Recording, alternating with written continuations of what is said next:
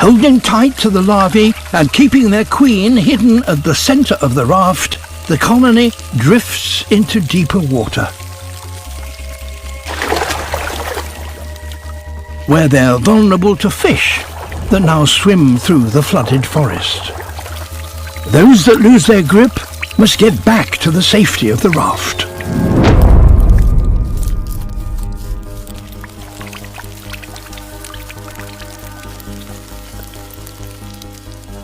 With jaws that join to become a surgical needle, this pond skater could suck an ant dry.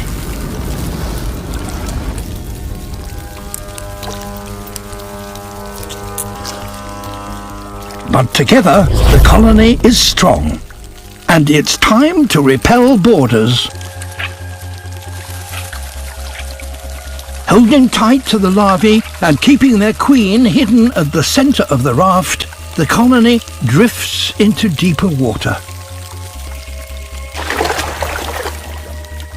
where they're vulnerable to fish that now swim through the flooded forest.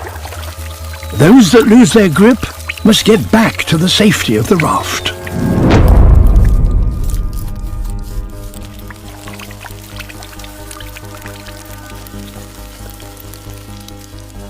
With jaws that join to become a surgical needle, this pond skater could suck an ant dry.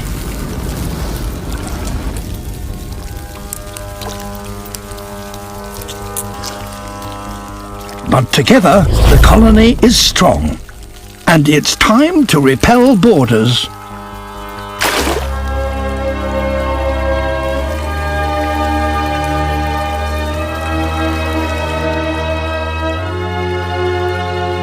The ants can travel like this for weeks.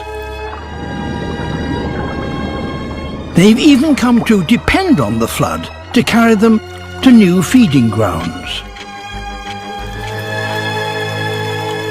At last, the ants can make their raft secure.